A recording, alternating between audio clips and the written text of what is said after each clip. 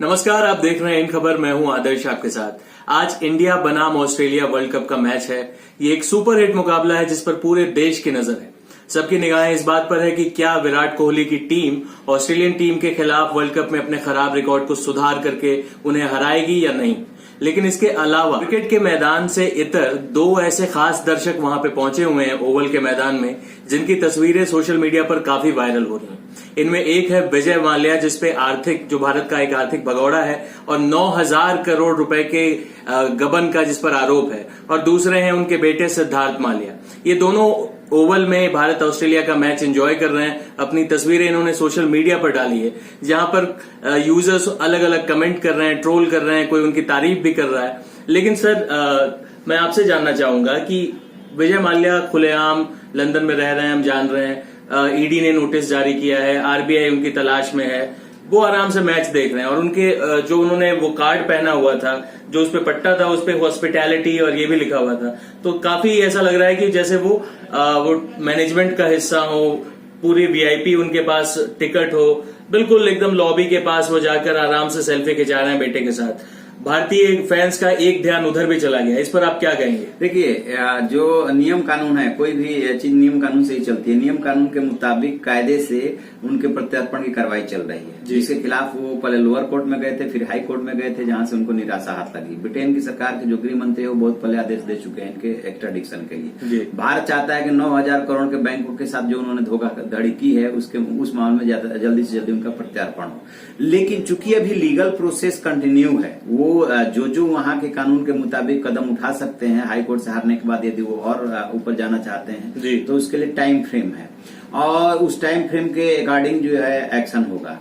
लेकिन तब तक क्या वो मैच देख सकते हैं, क्या वो वहां जा सकते हैं? तो बिल्कुल वहां के नियम कानून में ऐसा है, तभी तो वो वहां पे पहुंचे हैं। एक बात। दूसरी बात ये जरूर देखने वाली बात है कि वहां पे जो मैच हो रहा है उसमें जो इंडियन अथॉरिटीज हैं उनके वो कांटेक्ट में है क्या? क्योंकि देखिए, एक बात तो है कि विजय माल्या की पहुंच काफी ऊपर तक है और खेलों के शौकीन भी रहे हैं। वो अपने अपने हिसाब से अलग अलग खेल में इंटरेस्ट लेते रहे हैं, क्रिकेट में भी इंटरेस्ट लेते रहे हैं, तो जो उनके संपर्क है वो सब जगह है। बिल्कुल। तो अब जो वो लोगों का ध्यान आकर्षित कर रहे हैं, खास तौर से क्रिकेट प्रेमियों का, वो स्वाभाविक है कि जिस व्यक्ति की जगह जेल में होनी चाहिए, जो व्यक्ति 9,000 करोड़ लौटा नहीं रहा है बैंकों का, वो वहां पे कैसे इस मैच को एंजॉय करने पहुंचा, तो लोगों का ध्यान तो जाएगा ही जाएगा। जी, पीएनबी का इस बार मैंने देखा कि इस तिमाही में उनको सबसे ज्यादा, इतिहास में पीएनबी के सबसे ज्यादा घाटा हुआ है। वहां का भी बहुत सारा माल लेकर विजय माल्या भागे हुए हैं और उनके बेटे, आपने ठीक बात कही, फार्मूला 1 से लेकर क्रिकेट तक विजय माल्या की टीमें हैं, वो उसके मालिक हैं। खेल से उनका काफी इंटरेस्ट भी रहा है। लेकिन जब से उनपे ये आरोप लगा है और मोदी सरकार पर भी लोगों ने कहा कि आप माल्या को वापस लेकर नहीं आए, जाते वक्त वो अरुण जेटली से मिले थे, राजनीतिक भी एक कांटेक्ट की बात हुई थी, क्योंकि जब वो गए थे राज्यसभा के सांसद थे वो। तो ऐसे में अब एक इतने हाई कांटेक्ट का आदमी है। अगर मैं बहुत साल पीछे आपको लेके चलूं, हालांकि माल्या से उनका कोई संपर्क नहीं है या संबंध नहीं है, लेकिन देश का जो सबसे मोस्ट वांटेड आतंकवादी है दाऊद इब्राहिम, वो दुबई के मैचेस में, शारजाह के मैचेस में अक्सर देखा जाता था। उसके बाद हमने देखा कि मैच फिक्सिंग का वो जिन लेकर आया हमारे सामने, जिसने पूरे क्रिकेटिंग वर्ल्ड को हिलाकर रख दिया था।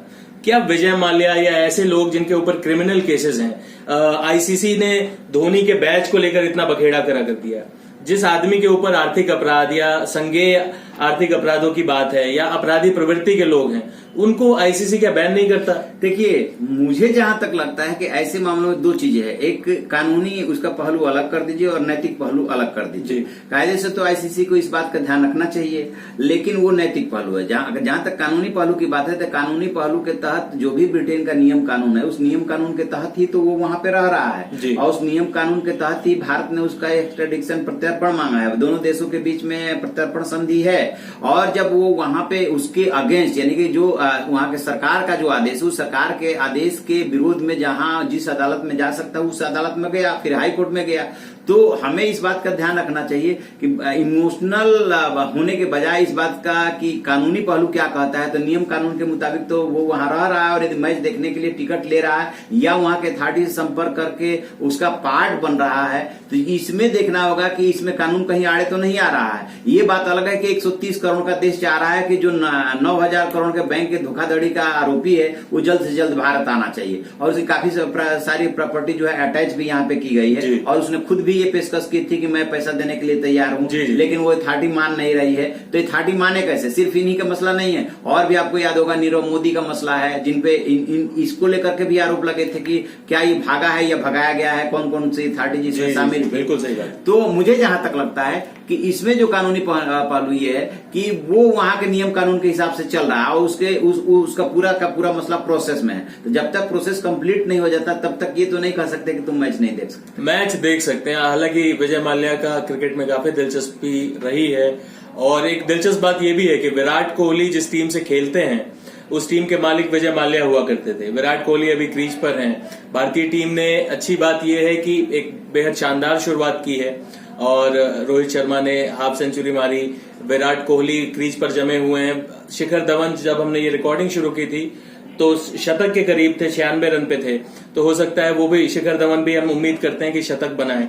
ये अच्छा, अगर ऐसा होता है, मैं एक काल्पनिक सवाल पूछ रहा हूं कि अगर ऐसा होता है कि जाहिर है विराट कोहली और विजय माल्या के संबंध अतीत में तो अच्छे ही थे, अगर विराट कोहली उनसे मिलने जाते हैं या विराट कोहली से वो मिलने आ जाते हैं, दोनों की मुलाकात अगर होती है, तो क्या कोई कानूनी मसला बनता है? क्या कोई कानूनी? मुझे नहीं लगता कि कोई कानूनी मसला बनेगा, लेकिन विराट कोहली भी अवॉइड करेंगे ऐसा मुझे लगता है। क्यों अवॉइड करेंगे? कि कभी भी क्रिकेटर्स हो या कोई अन्य सेलिब्रिटीज हो, वो इस बात का ध्यान रखता है कि जो देश का इमोशंस है वो इमोशन जो है इसको अलाउ नहीं करता है। तो वो कभी भी वो विलेन नहीं बनना चाहेंगे, क्योंकि लोग फिर ट्रोल करना शुरू कर देते हैं। तो मुझे जहां तक लगता है कि दोनों तरफ से अवॉइड होना चाहिए। ये भी अवॉइड कर सकते हैं कि हम क्यों अपनी वजह से विराट कोहली को जो है लोगों के निशाने पे लेने का मौका दें। बिल्कुल, क्योंकि विजय माल्या ऑनलाइन भी काफी एक्टिव है, और उनको मालूम है कि हर बार जब वो मैच में दिखते हैं तो मैच के अलावा माल्या को पकड़ो और माल्या को लेकर आओ, ऐसी चीजें ट्विटर पे ट्रेंड करने लगती हैं। आज के भी ऑस्ट्रेलिया इंडिया मैच में जहां सारी चर्चा मैच को और क्रिकेट को लेकर हो रही थी, विजय माल्या ने अपनी एक तस्वीर शेयर की और सोशल मीडिया पे सारे यूजर उन पर भीड़ पड़े हैं।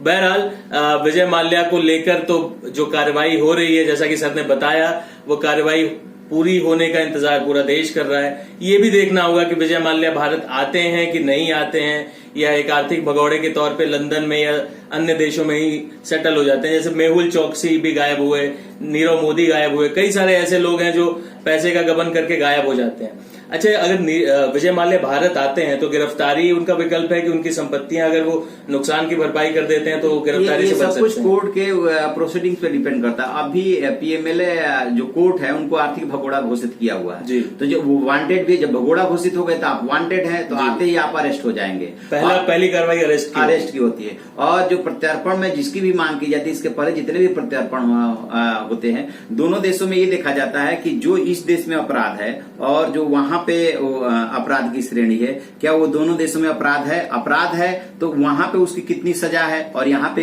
कितनी सजा, जैसे अबू सलेम के मामले में होता है। तो सामान्य तौर पर ऐसा भी होता है, जो पश्चिमी देश है, जो डेवलप कर गए हैं, वो नहीं चाहते हैं कि बहुत ज्यादा सजा मिले। जैसे मौत की सजा के मामले में वो ये कहते हैं कि हमारे यहाँ जो मिनिमम सजा है उससे ज्यादा आप नहीं देंगे। तो उसमें फिर सरकार जो है आश्वासन देती है, क्योंकि प्रत्यार्पण लेना होता है तो आश्वासन देती है कि नहीं, हम डेथ पनिशमेंट, जिसको कैपिटल पनिशमेंट बोलते हैं, हम नहीं देंगे और इतने तक की सजा देंगे। फिर वो कोर्ट को सूचित कर देते हैं कि इस मामले में ऐसे ऐसे समझौता हुआ, तो कोर्ट भी उसको रिगार्ड करता है। तो अभी तो यदि प्रत्यार्पण होता है उनका, तो सीधे आएंगे तो अरेस्ट होंगे, उसके बाद या जो भी लीगल और कोर्ट की प्रोसीडिंग्स है उनको पूरा करना पड़ेगा। फिर उनके वकील उनके जमानत की अर्जी लगाएंगे। वो सारी प्रोसीजर वैसे ही चलेगा जैसे कि एक अपराधी के मामले में चलता है। जी, कुल मिलाकर बात यह है कि विजय माल्या है तो एक बिजनेसमैन, लेकिन वो लगातार चर्चा में बने रहना जानते हैं। कभी अपने एयरलाइंस की वजह से, कभी अपने कैलेंडर की वजह से, कभी अपनी क्रिकेट टीम, कभी टीपू सुल्तान की तलवार लाने का दावा करते हैं, कभी आईपीएल की टीम खरीद लेते हैं। और अब जब वो भगौड़े घोषित हो गए हैं तब भी वो लगातार चर्चा में बने हुए हैं। बहरहाल हम यही उम्मीद करेंगे कि चर्चा इस मैच के समाप्त होने के बाद हम भारत की जीत की करें, भारत के विजय की करें, न कि भगौड़े विजय माल्या की। बहुत बहुत धन्यवाद। इन खबर चैनल को सब्सक्राइब करें और बेल आइकन दबाना ना भूलें।